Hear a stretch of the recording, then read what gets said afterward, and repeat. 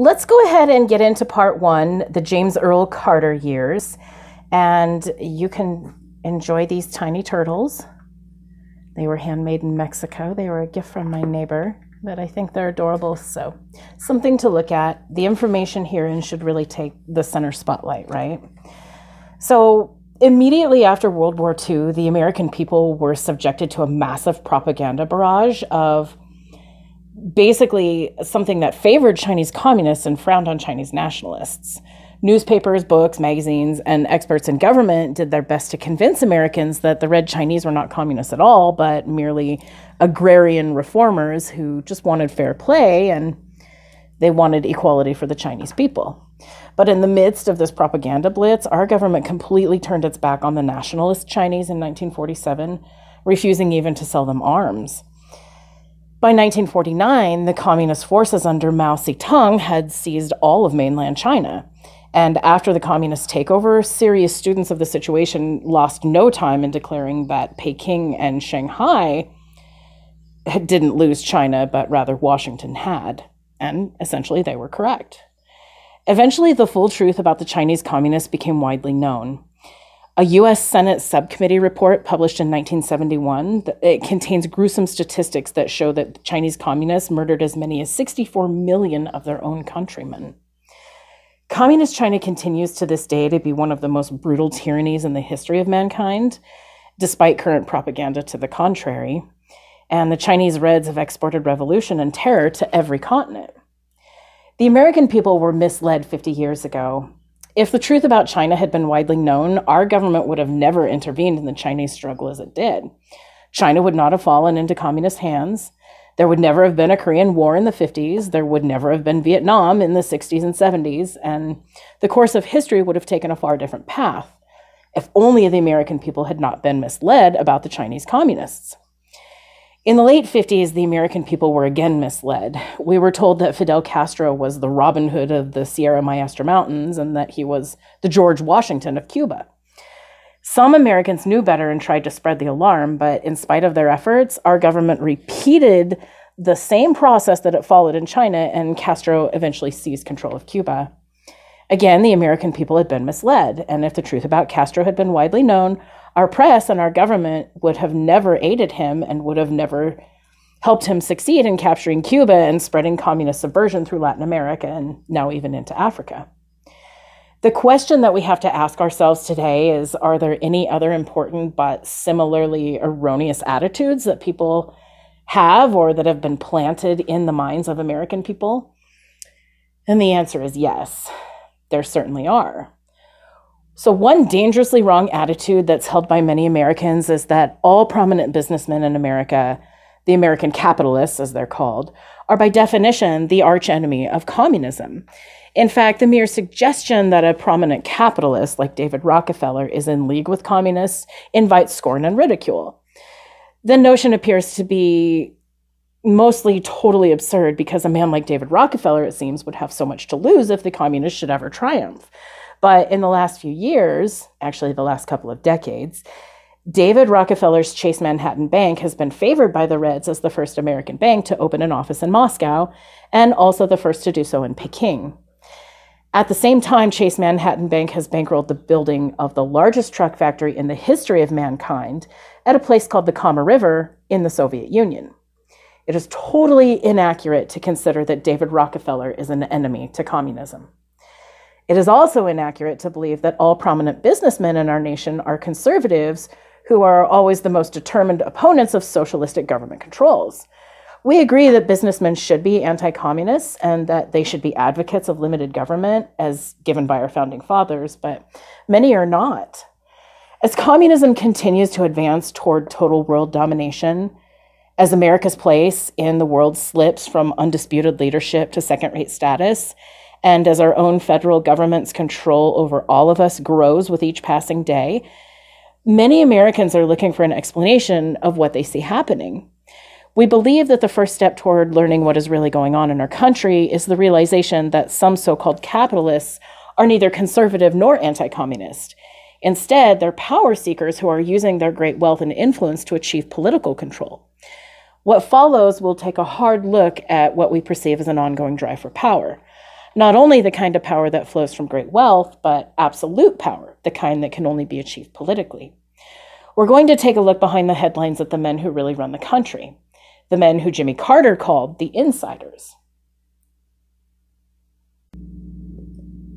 So, who is running America? Well, one of President Jimmy Carter's favorite themes during his campaign for presidency in 1976 was that if he were elected, he would bring new faces and new ideas to Washington. He repeatedly told campaign audiences that he was not part of the federal government and not beholden to the Washington and New York-based establishment that had been running things for so long. Perhaps the clearest example of his campaign oratory against what he called the insiders was given at a Carter for President rally in Boston on February 17th in 1976. What he said about the occasion showed up widely. It was a widely distributed paperback called I'll Never Lie to You, Jimmy Carter in his own words. And on page 48, Mr. Carter's statements at the Boston rally were as follows, and I quote, "The people of this country know from bitter experience that we are not going to get these changes merely by shifting around the same group of insiders. The insiders have had their chance and they have not delivered." End quote. The message undoubtedly persuaded a good many Americans to cast their ballots for Carter, but for the existence of such an inside group running things is both widely suspected and also widely resented. And yet, while the former governor of Georgia played up to the resentment through the campaign, he carefully avoided naming any names or discussing any of the organizational ties of the easily identifiable insiders. But this is what this book aims to do. We do agree that Mr. Carter's campaign oratory was correct. For several decades, America has been run by a group of established insiders. We also intend to show that despite his strong pledge to the contrary, Jimmy Carter had literally filled his administration with the same individuals. Since Jimmy Carter moved into Washington, it has been business as usual for the insiders who are running the United States. The man popularly credited with devising the strategy that landed Carter in the White House was Hamilton Jordan. A few weeks prior to the November 1976 election, Jordan said, and I quote, "If, after the inauguration, you find a Cy Vance as Secretary of State or as Zbigniew Brzezinski as head of national security, then I would say we failed, and I would quit. You're going to see new faces and new ideas." End quote. After the election, Mr. Carter promptly named Cyrus Vance to his Secretary of State and Zbigniew Brzezinski to the head of national security, exactly what Mr. Jordan had said would never happen. But the real question is, what is it about Mr. Vance and Mr. Brzezinski that prompted Jordan to make such a statement? And the answer is that these two men are pillars of the very establishment that candidate Carter so often attacked. So he was a hypocrite.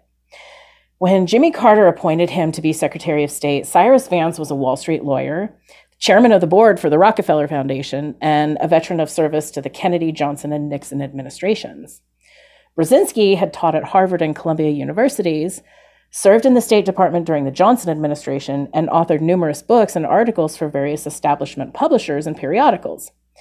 But beyond all of the establishment credentials, at the time of their appointment to Jimmy Carter, or by Jimmy Carter, Vance and Brzezinski were members of the board of directors of a little-known organization called the Council of Foreign Relations. Also, each was a member of the very exclusive TRILATERAL Commission that was created by the Council of Foreign Relations. Most Americans have never heard of these two organizations, but knowing something about them is essential to understanding what has been going on in America for several decades. So let's first look at the Council of Foreign Relations, and then we'll take a look at the Trilateralist Commission. The House Blueprint. The Council on Foreign Relations was incorporated in 1921, and it's a private group that was headquartered at the corner of Park Avenue and 68th in New York City, in a building that was given to the organization in 1929. The CFR's founder, Edward Mandell House, had been the chief advisor of President Woodrow Wilson, and House was not only Wilson's most prominent aide, he actually dominated the president. Woodrow Wilson referred to House as my alter ego or my other self, and it's totally accurate to say that House, not Wilson, was the most powerful individual in the nation during the Wilson administration from 1913 to 1921. Unfortunately for America, it's also true that Edward Mandell House was a Marxist whose goal was to socialize the United States. In 1912, House wrote the book Philip Drew, Administrator, and in it, he said that he was working for socialism as dreamed of by Karl Marx. The original edition of the book did not name House as the author, but he made it clear in numerous ways that he indeed was its creator. In Philip Drew, Administrator, Edward Mandell House laid out a fictionalized plan for the conquest of America. He told of a quote-unquote conspiracy, and the word is his, which would gain control of both the Democratic and Republican parties and use them both as instruments to create a socialistic world government. The book called for passage of a graduated income tax and for the establishment of a state-controlled central bank as steps toward the ultimate goal. Both of these proposals are planks in the Communist Manifesto, and both became law in 1913, during the very year that House dominated the Wilson administration. The House plan called for the United States to give up its sovereignty to the League of Nations at the close of World War I, but when the U.S. Senate refused to ratify America's entry into the League, Edward Mandell House's drive toward world government was slowed down. Disappointed, though, but not beaten, House and his friends then formed the Council on Foreign Relations, whose purpose, right from the inception, was to destroy the freedom and independence of the United States and lead our nation into a world government. If not through the League of Nations, then through another organization that would be started after another world war. The control of that world government, of course, would be in the hands of House and other like-minded individuals. So from its beginning in 1921, the Council on Foreign Relations began to attract men of power and influence, and in the late 1920s, important financing for the CFR came from the Rockefeller Foundation and the Carnegie Foundation. In 1940, at the invitation of President Roosevelt, members of the CFR gained domination over the State Department, and they've maintained that domination ever since.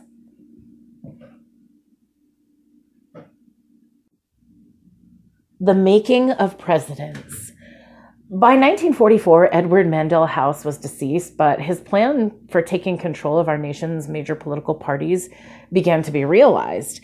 And in 1944 and in 1948, the Republican candidate for president, Thomas Dewey, was a CFR member.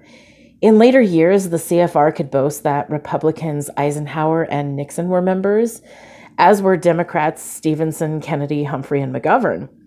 The American people were told that they had a choice when they voted for president, but with precious few exceptions, presidential candidates for decades have been CFR members. But the CFR's influence has also spread to other vital areas of American life, and its members have run, or are currently running, NBC, CBS, the New York Times, the Washington Post, the Des Moines Register, and many other important newspapers. And the leaders of Time, Life, Newsweek, Fortune, Business Week, and numerous other publications are CFR members. The organization's members also dominate the academic world, top corporations, the huge tax-exempt foundations, labor unions, the military, and just about every other segment of American life. So let's look at the Council's annual report published in 1978. The organization's membership lists names of 1,878 members. The list reads like a who's who in America.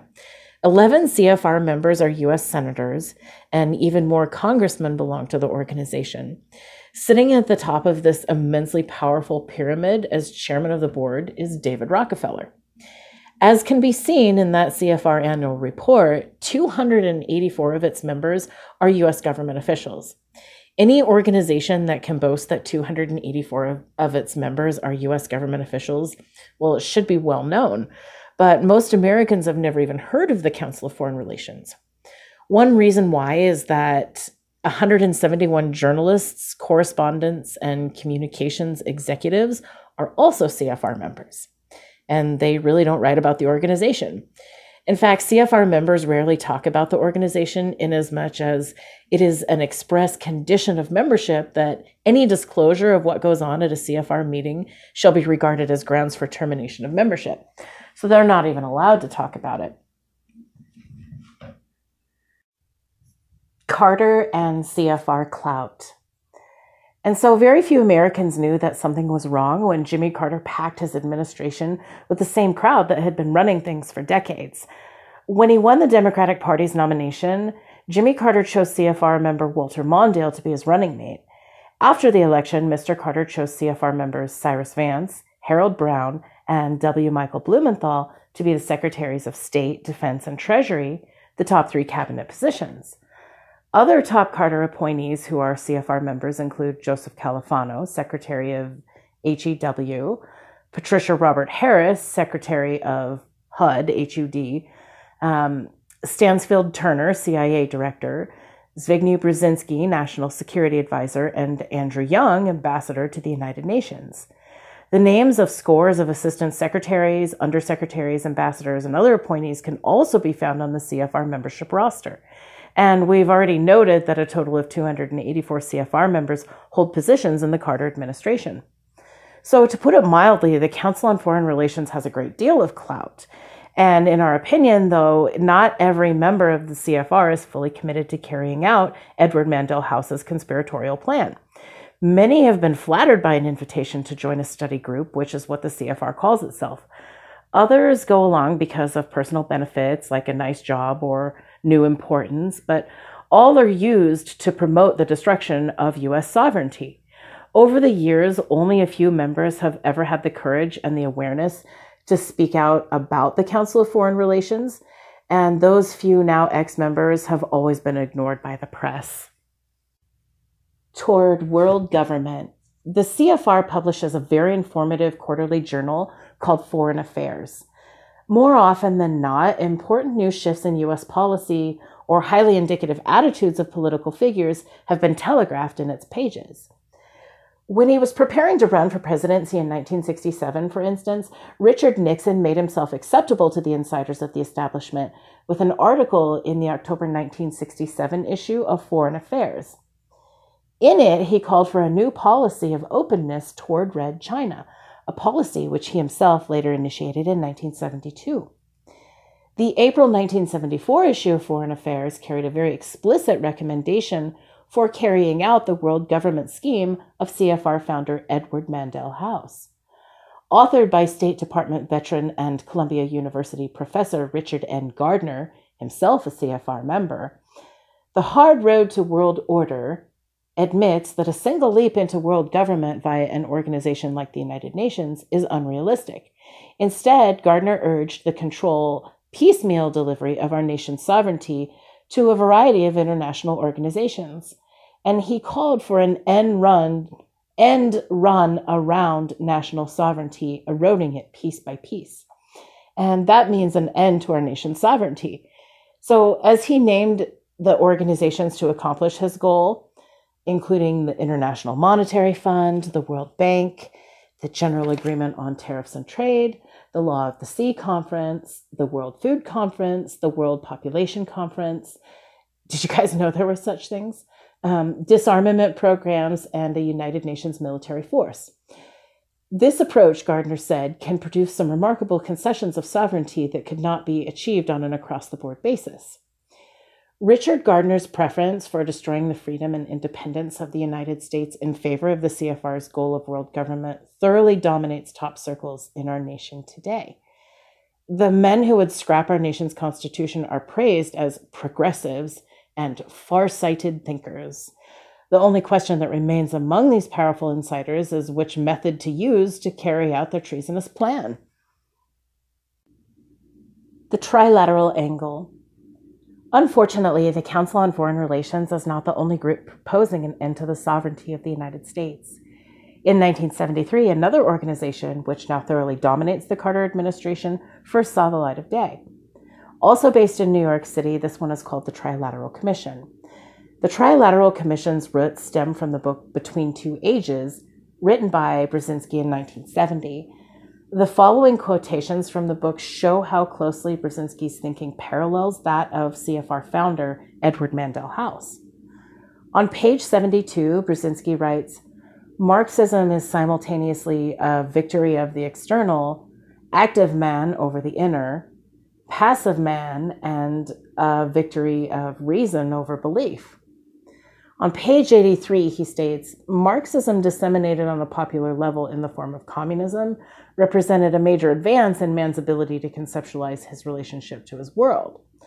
And on page 123, we find Marxism supplied the best available insight into contemporary reality.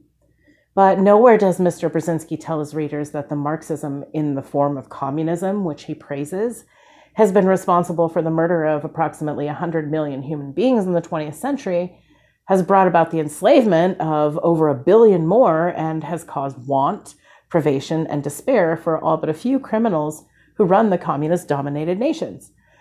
On page 198, after discussing America's shortcomings, Brzezinski writes, America is undergoing a new revolution which unmasks its obsolescence. And we disagree. America is not becoming obsolete. On page 260, he proposes deliberate management of the American future with the planner as the key social legislator and manipulator. The central planning he wants for our country is a cardinal underpinning of communism and the opposite of the way things are done in the free country. On page 296, Brzezinski suggests piecemeal movement toward a larger community of the developed nations through a variety of indirect ties and already developing limitations on national sovereignty. Here we have the same proposal that's been offered by Richard Gardner in the CFR publication Foreign Affairs. Brzezinski then calls for the forging of community links among the United States, Western Europe, and Japan, and the extension of these links to more advanced communist countries. And finally, on page 308 of his 309-page book, he lets us know what he really wants is the goal of world government. A Meeting of Minds. Zbigniew Brzezinski's Between Two Ages was published in 1970 while he was a professor in New York City. What happened, quite simply, is that David Rockefeller read the book, and in 1973, Mr. Rockefeller launched the new Trilateral Commission, whose purpose included linking North America, Western Europe, and Japan in their economic relations, their political and defense relations, their relations with developing countries, and their relations with communist countries. The original literature of the Trilateral Commission also states, exactly as Brzezinski's book had proposed, that the more advanced communist states could become partners in the alliance leading to world government. In short, David Rockefeller implemented Brzezinski's proposal. The only change was the addition of Canada, so that the Trilateral Commission presently includes members from North America, Western Europe, and Japan, not just the United States, Western Europe, and Japan. So then David Rockefeller hired Zbigniew Brzezinski away from Columbia University and appointed him to be the director of the Trilateral Commission. Later in 1973, the little-known former governor of Georgia, Jimmy Carter, was invited to become a founding member of the Trilateral Commission. And when asked about this relationship, Mr. Carter stated, "Membership on the commission has provided me with a splendid learning opportunity, and many of the members have helped me in my study of foreign affairs." And we don't doubt that for a minute. Carter's Trilateral team. When Jimmy Carter won the nomination of the Democratic Party, he chose CFR member and Trilateralist Walter Mondale to be his running mate. Then the man who told America that he would clean the insiders out chose Cyrus Vance, W. Michael Blumenthal, and Harold Brown for the top 3 cabinet posts. And each of these men is a Trilateralist as well as a CFR member. Other Trilateralists appointed by Mr. Carter include Zbigniew Brzezinski as National Security Advisor, Andrew Young as Ambassador to the United Nations, Richard N. Gardner as Ambassador to Italy, and several others as top government officials. The membership list of the Trilateral Commission now notes 17 former members in public service, including Carter, Mondale, Vance, etc., etc. Their places on the commission have been taken by other influential Americans, so that approximately 80 Americans, along with 10 Canadians, 90 Western Europeans, and 75 Japanese, are members today. Among the current Trilateralists, we can find 6 senators, 4 congressmen, 2 governors, Hedley Donovan, the editor-in-chief of Time Incorporated, Winston Lord, president of the Council on Foreign Relations, William E. Brock, chairman of the Republican National Committee, and Dr. Henry Kissinger. As with the CFRs, we do not believe that every member of the Trilateralist Commission is fully committed to the destruction of the United States. Some of these men actually believe that the world would be a better place if the United States would give up its independence in the interests of world government, and others go along for the ride, a ride which means a ticket to fame, comfortable living, and constant flattery. Some, of course, really do run things and really do want to scrap our nation's independence. On March 21st, 1978, the New York Times featured an article about Brzezinski and his close relationship with the president. In part, it reads, "The two men met for the first time 4 years ago when Mr. Brzezinski was executive director of the Trilateral Commission and had the foresight to ask the then obscure former governor of Georgia to join its distinguished ranks. Their initial teacher-student relationship blossomed during the campaign and appears to have grown closer still. The teacher in this relationship praises Marxism, thinks the United States is becoming obsolete, and is the brains behind a scheme to end the sovereignty of the United States for the purpose of building a world government. And the student is the President of the United States." What it all means. So let's summarize the situation that we've been describing here in 3 short statements. First of all, President Carter, who was the member of the insider-controlled Trilateral Commission as early as 1973, repeatedly told the nation during the 1976 political campaign that he was going to get rid of the establishment insiders if he became president. But when he took office, he promptly filled his administration with members of the Council of Foreign Relations and the Trilateral Commission, the most prominent insider organizations in America. Second of all, the Council on Foreign Relations was conceived by a Marxist, Edward Mandell House, for the purpose of creating a one-world government by destroying the freedom and independence of all nations, especially including our own. Its chairman of the board, David Rockefeller, and its members have immense control over our government and much of American life. And third of all, the Trilateral Commission was conceived by Zbigniew Brzezinski, who praises Marxism and who thinks the United States is becoming obsolete, and who also wants to create a one-world government. Its founder and driving force is also David Rockefeller, and it too exercises extraordinary control over the government of the United States. The effect of the Council on Foreign Relations and the Trilateral Commission on the affairs of our nation is easy to see. Our own government no longer acts in its own interest. We no longer win any wars we fight, and we constantly tie ourselves to international agreements, pacts, and conventions. And our leaders have developed blatant preferences for communist USSR, communist Cuba, and communist China, while they continue to work for world government, which has always been the goal of communism.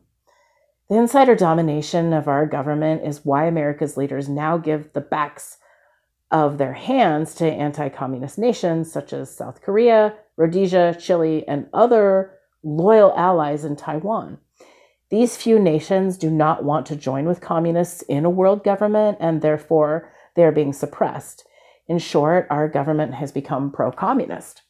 And you guys, keep in mind that this book was released in 2004, and since then we have seen this repeated cycle of abuse ongoing with other nations.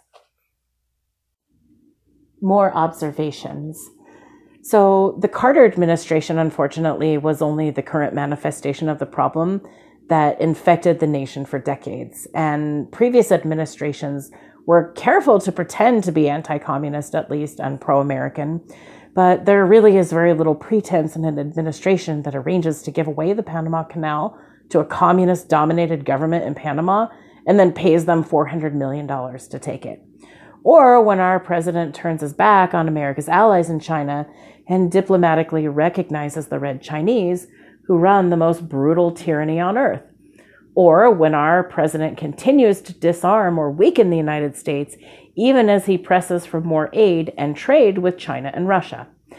The foreign policy of the Carter administration, which is totally dominated by the Council of Foreign Relations and the Trilateral Commission members, could hardly be worse. But the domestic policies of our government also fit into the scheme to weaken the United States and destroy the freedom of our people. Government-caused inflation continues to weaken the dollar and destroy the economy of our nation. You guys, we are seeing that now more than ever. We are officially in a recession. People are struggling, and everything seems to be happening all at once right now, but it is orchestrated.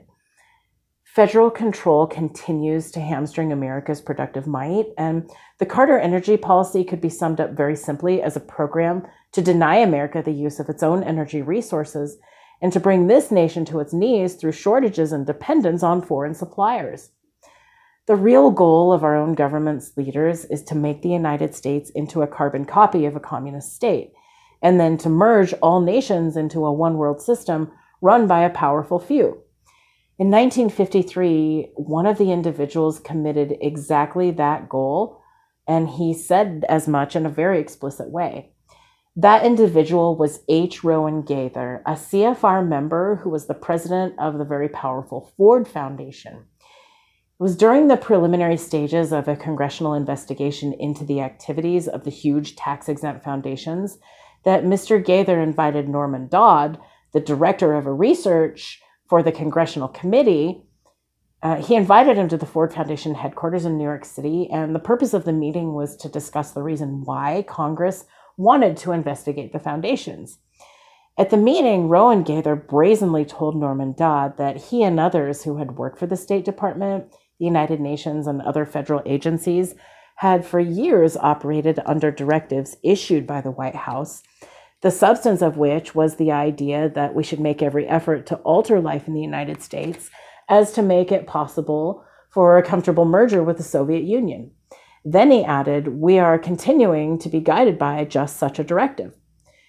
When the thoroughly shocked Norman Dodd asked Rowan Gaither if he would repeat that statement to the full House committee so that the American people would know exactly what such powerful individuals were trying to accomplish, Gaither said that we would not think of doing such a thing. As further proof of just how powerful these subversive influences already were in the early 1950s, the committee, headed by Congressman Carroll Reese of Tennessee, never did get to the bottom of its investigation of the tax-exempt foundations, and it was soon disbanded. A summary of what was learned appears in Renee Wormser's book, Foundations, Their Power and Influence. World Order Nightmare. The drive towards a merger of the United States with communism continues. The final goal, as we've already stated, is a world government ruled by a powerful few. And lest anyone think that such a development would be beneficial to the world or agreeable to himself, let us list 4 certain consequences of world government.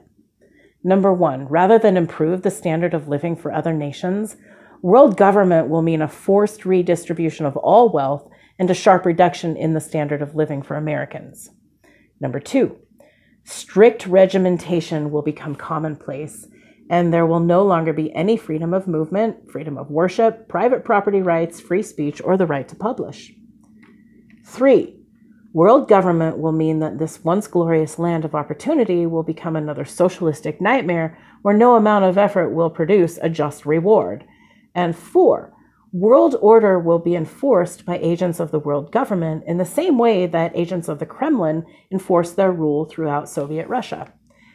That is not the kind of world that anyone should have to tolerate, and it's surely not the kind of existence that a parent should leave for a child, but that is what is in our near horizon right now, unless enough Americans stop it. A better world. The John Birch Society was organized in part to stop the drive toward world government.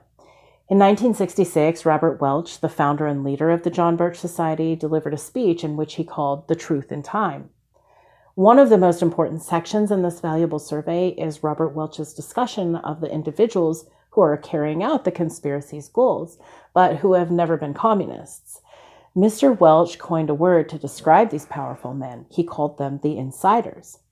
Strangely enough, we have seen that Jimmy Carter attacked what he too called insiders during his campaign for the office of president. We are, however, making no inference that Mr. Carter used the word because Robert Welch had. The amazing aspect of this coincidence is that in using the word insiders, both Jimmy Carter and Robert Welch were referring to the same individuals and to the same force. But Jimmy Carter had obviously thrown in his lot with them and was dishonestly seeking votes by condemning them. Robert Welch, on the other hand, had condemned the insiders, named the insiders, and formed the John Birch Society to stop what they were doing to our country and to the world. The insiders must be stopped. The control they have over our government must be broken. and the disastrous policies of our leaders must be changed. The way to accomplish these urgent tasks is to expose the insiders and their conspiracy. The American people must be made aware of what is happening to our country and who is doing it. If sufficient awareness can be created in time, the insiders and their whole sinister plan will be stopped. And this is essentially the goal of the John Birch Society. Education is our strategy and truth is our weapon. But more hands are needed to do the job. More hands are needed to wake the town and tell the people. So basically, you guys, they are rallying the troops. They are rallying the American citizen to empower yourself with the gift of knowledge and understanding of what is going on. And that concludes the Carter administration. Next, we're going to progress into the Ronald Reagan years. So stay tuned.